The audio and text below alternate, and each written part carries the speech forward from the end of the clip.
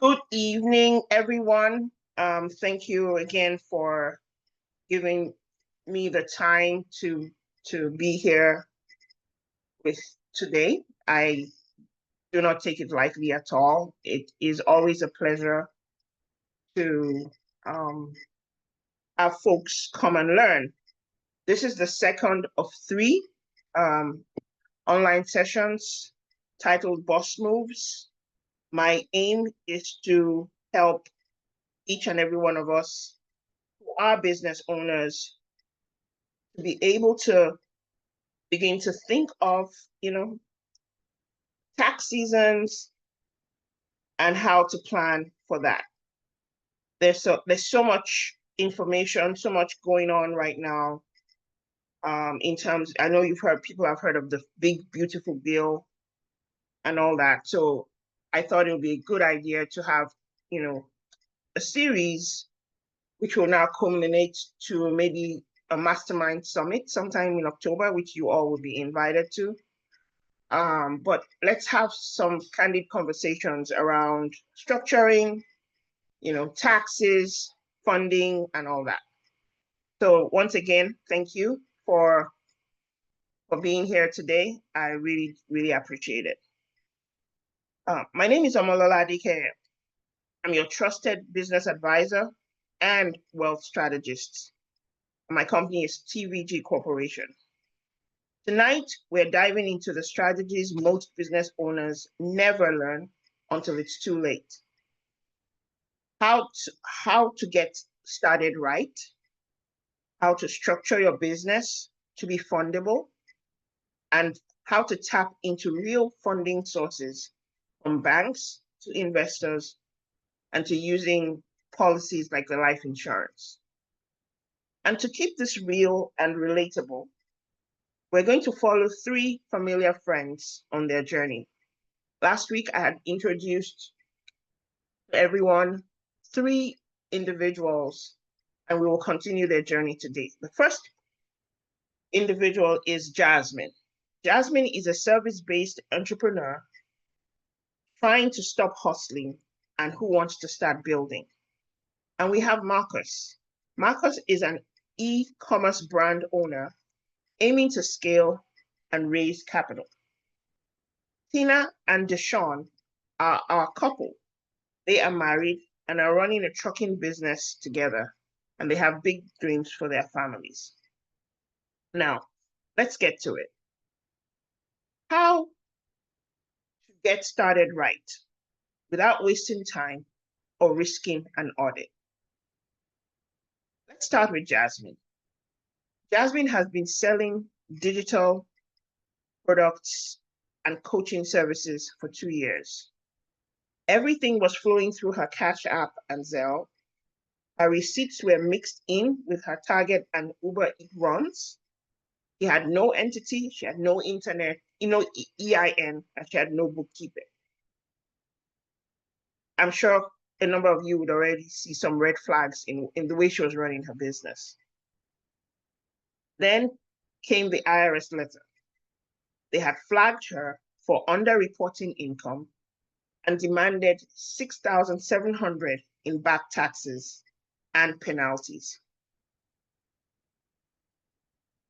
Here's what Jasmine should have done from the start. Number one, she should have chosen the right entity.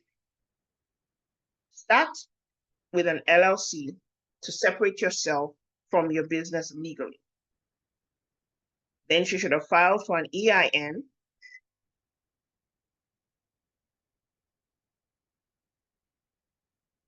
And then she should have registered in her home state or a business-friendly state like Delaware or Wyoming, and then drafted a simple operating agreement. So the first step to start right with business when choosing entities is to make sure that the entity will serve the purpose you're trying to do. There's several types of entities. There's corporation, there's LLC, there's S corp. when choosing the LLC, a lot of times people file and it's just them that are on that LLC. When you file an entity and you're just the only member of the LLC, it does not help with asset protection. It gives you some credibility as a business, but if anything goes wrong and you need to show income and all that, your personal assets can also, become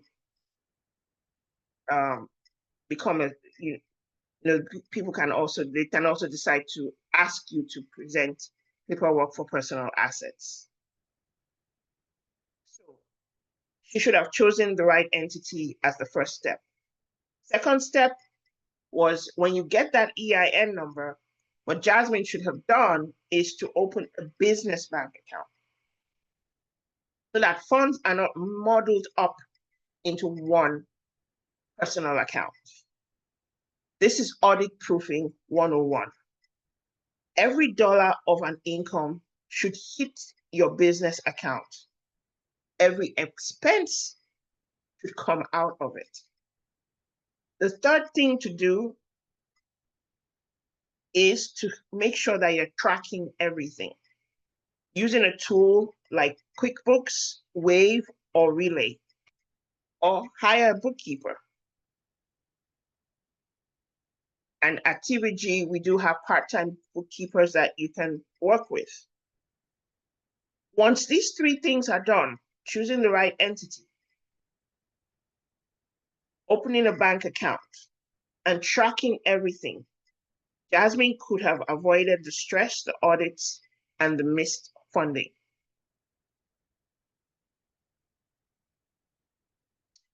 If Jasmine had done this properly, she would have gotten her business to at least the first stage of being fundable. So we're now going to consider what it is to be fundable. So let's talk about Marcus. As we said, Marcus runs an e-commerce brand that's blowing up. He wants to scale, bring in investors, and maybe even do a product line. But when he applied for a business loan, he got denied, despite making over 150K in revenue. Why? His business wasn't fundable on paper. Here's what funders look for. First of all, proper entity setup. Marcus had an LLC. It was great, but he needed an S-Corp election for tax savings and to legitimize payroll. Secondly, the business address, phone, and website. You need a real business presence, not just the Gmail and home address. Financial records was the third thing he did not have properly. Lenders want to see at least 2 years of clean books and tax return. Clean books meaning clean bookkeeping, a profit and loss statement, and a balance sheet. Business credit card companies look for consistency in income. And investors want to look at your cap tables, your operating agreements, and your growth projection. So this is what we helped Marcus do in order to turn this around and make his business fundable. One, we helped Marcus file as an S-Corp. Electing to be an S-Corp, since the S-Corp is a creation of the IRS, it's a particular form you have to fill out with the IRS in order to elect to be an S-Corp. There are two types of entities that can elect to be an S-Corp. One, it could be an LLC. You're asked to be an S-Corp to be taxed as an S-Corp. You're filling out the form. I think it's 283 something. I can't remember right now off the top of my head. The second thing is a corporation that is non-shareholding and also elect to be taxed as an S-Corp. S-Corp is a small corporation. Some also call it a single corporation. it avoids what most people call the double taxation, where the S corp files its own separate taxes, but it's a pass-through entity. So what you make on as profits in the S corp, you can pass it as dividend onto your person. So we set that up for Marcus. We set up a business email and toll-free number. And the S corp requires you to pay a salary. So Marcus pays himself a reasonable salary through Gusto. And then we built a business credit profile with NAV and Duns and Bradstreet. Now, with this, his company was in a position to raise funds without giving up control. So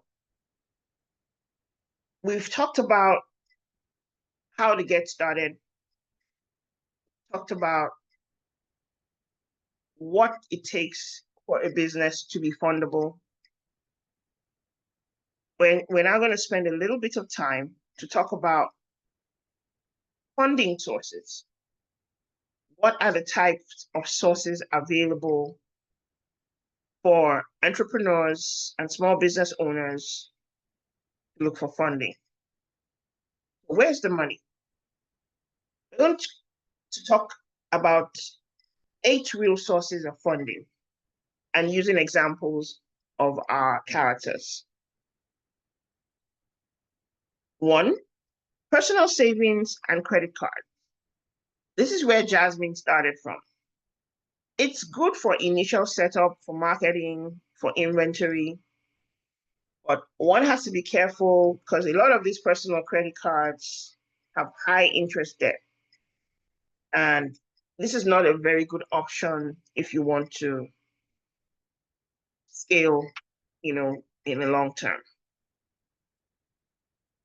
But it's a good place to start. Well, I like to say be strategic about it and not depend on the personal credit card for too long. Secondly is the business credit cards and trade lines. You can build business credit without personal guarantee.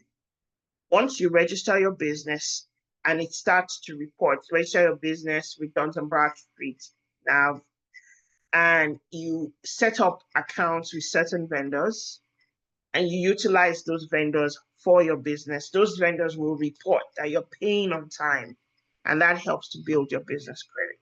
That way, once you do that for about 3-4 months and now decide to go apply for a business credit card, you will not typically need the personal guarantee of your personal credit for that business credit card.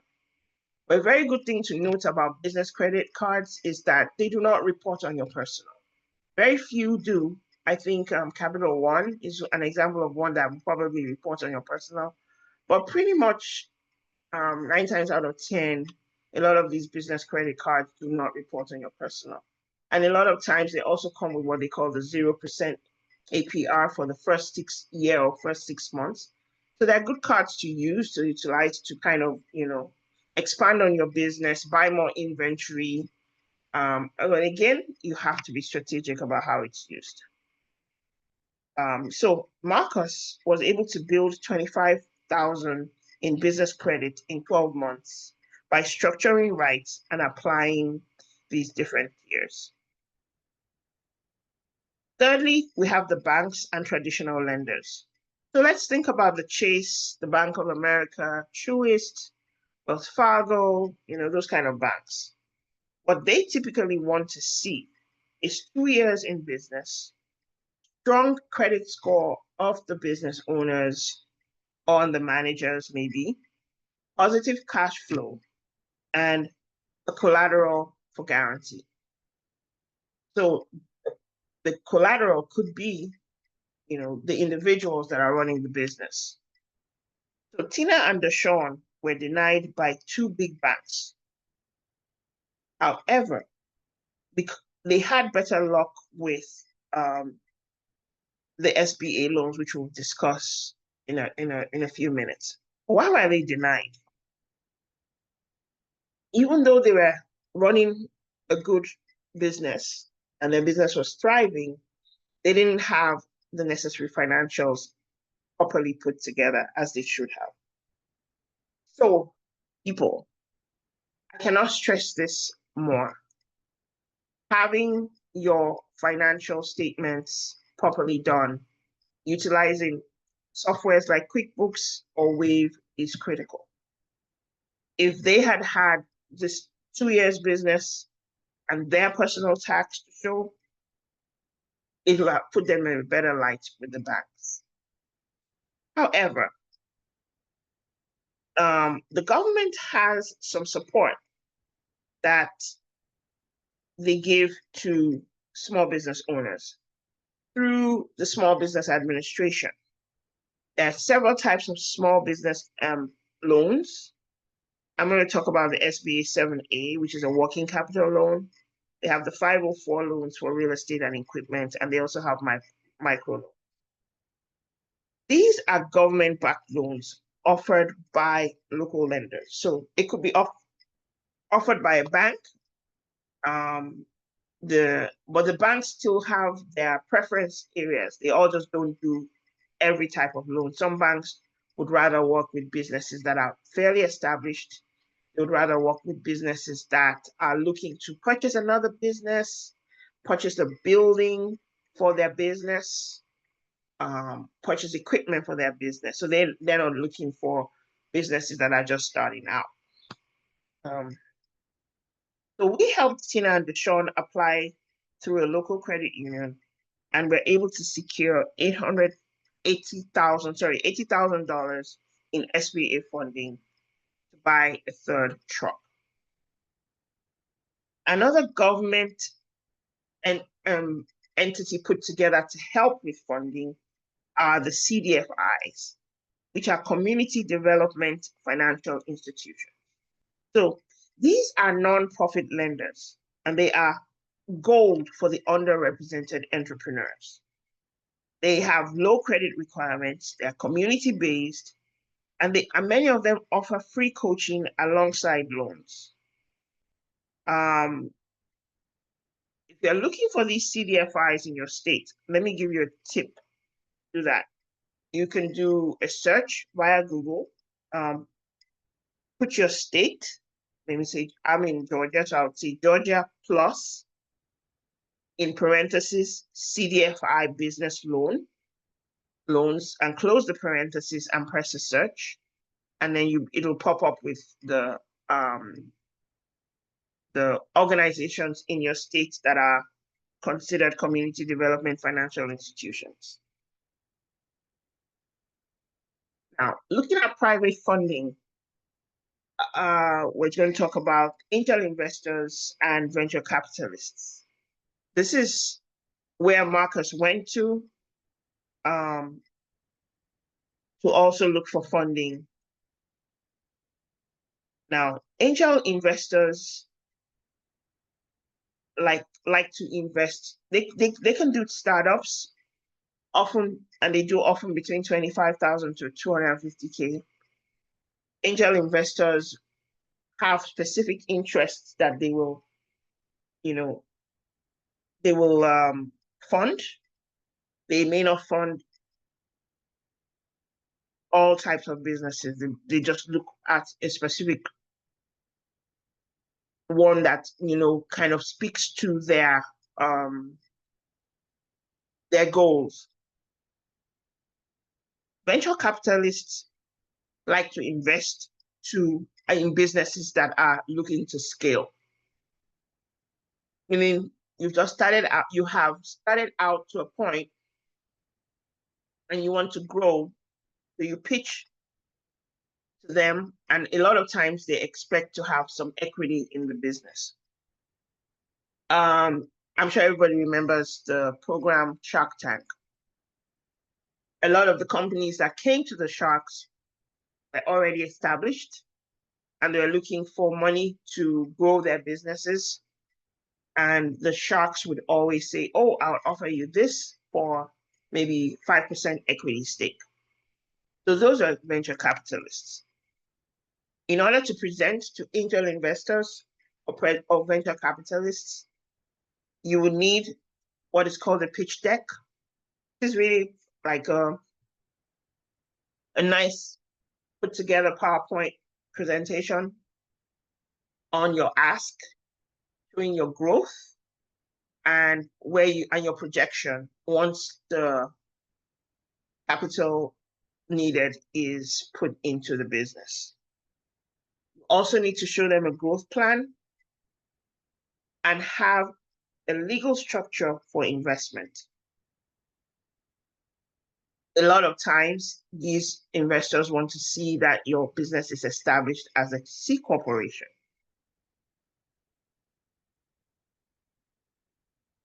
So we talked a lot about funding, personal funding, credit cards, banks and traditional lenders. We've talked about government funding, and all these are loans that you have to pay back, right? But guess what? There are also types of funding that business owners can apply for that you don't have to pay back. These are called grants. And you also have programs that some nonprofits set up called accelerators, where maybe for about 6 weeks or sometimes 6 months, you're giving the tools to be successful, put into different classes to learn how to run a business, learn about financials, bookkeeping, and all that. And at the end of that, each participant that was selected is given an amount, maybe 10,000, 50,000, as a grant to support your business growth. The government also has several grants that one can apply for. There are several organizations who also do that. To find these grants that are for business owners, I'll do my state plus in parentheses grants, and then and do a search. There's so many out there. The key thing about grants is that there's no repayment. Your local chamber of commerce is a good place to look to see if they know of any grants. And there are national programs like Hello Alice, the Fearless Fund, Amber Grant, that you can also search online. And in terms of accelerators, there's Google for Startups, Amazon Black Business Accelerator. A lot of these you have to, of course, apply for. And if you're selected, you go through the program and come out with funding at the end. So Jasmine received a 10,000 digital business grant after formalizing her business and showing traction in it.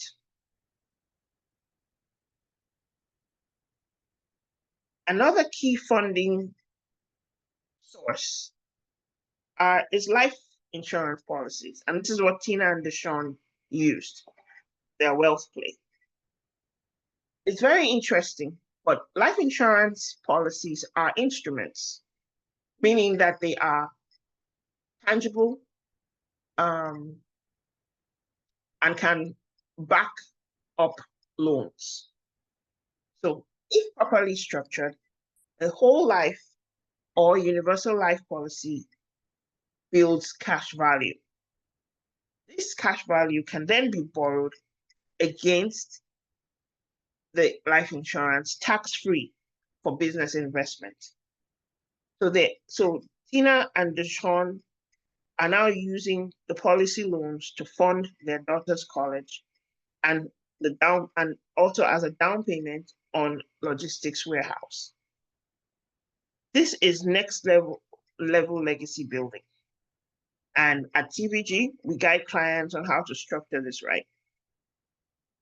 I know I've really spent some time, and gone through what it is, how it is to be properly structured and straight, so that we're not attracting audits.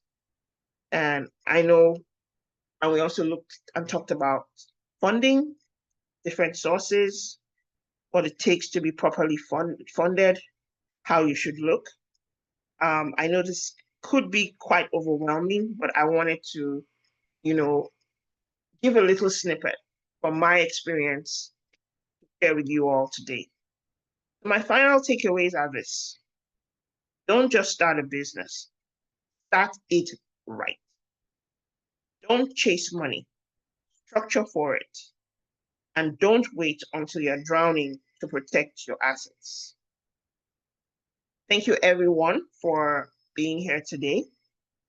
Everyone who registered will get a copy of our entity and trust readiness checklist, and also an ebook on entities and trusts. You'll also be getting the replay link, so you can always review this and share. Thank you for showing up for your future tonight. You are not just a business owner, you are a legacy builder. Let's protect what matters and get funded the right way. Thank you all. I'm going to stop recording